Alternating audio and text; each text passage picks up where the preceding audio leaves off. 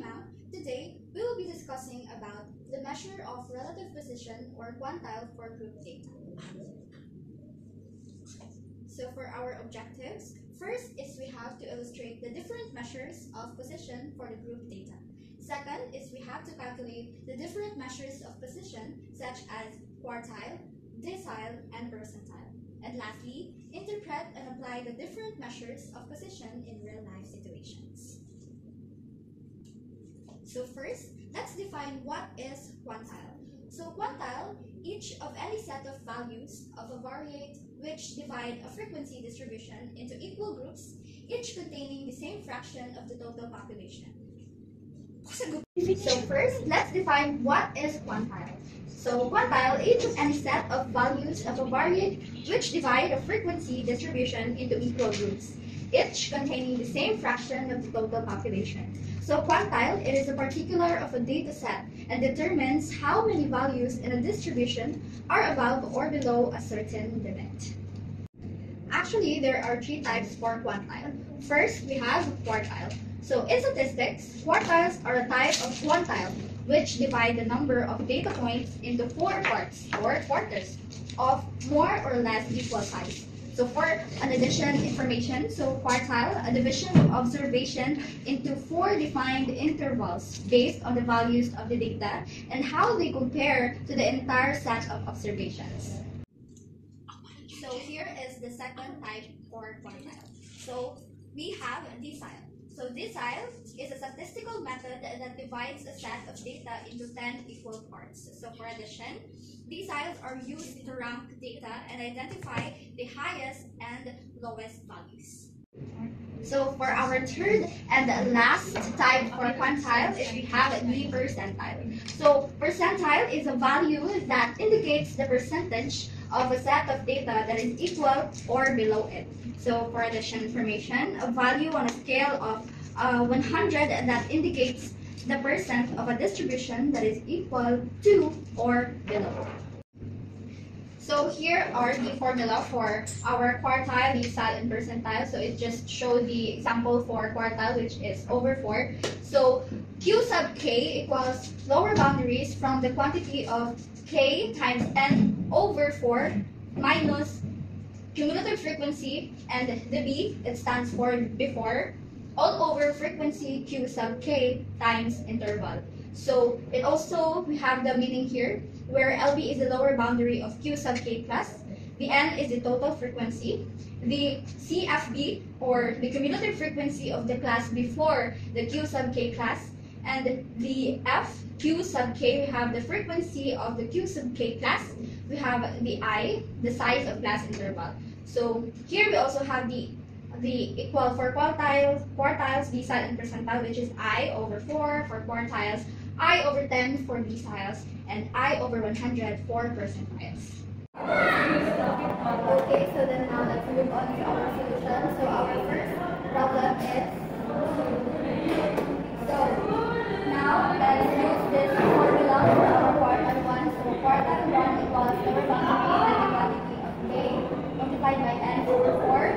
So okay, first let's find out the quartile 1 class. So how are we going to find out our class? Let's use this formula. So let's now substitute the given to our formula, which is the quartile 1 multiplied by 4d over 4, which is or equals to 10. So after finding out, after computing,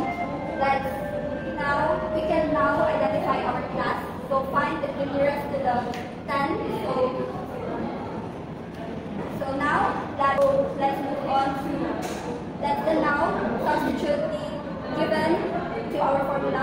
So quartile 1 equals 22.5 plus the quantity of 10, subtracted to 9 over 11, then multiplied to 6. So 22.5 plus the quantity of 1 over 11, then multiplied to 6. So the answer of this is 0.54. So 22.5 plus 0.54 is approximately 23.05. So for decile, we have decile 9. So again, let's use this formula, but the 10, but it is already 10. So let's now substitute the given number, which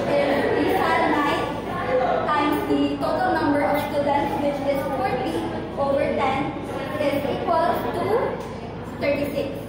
So after computing it, we can now identify the class, which is the computation.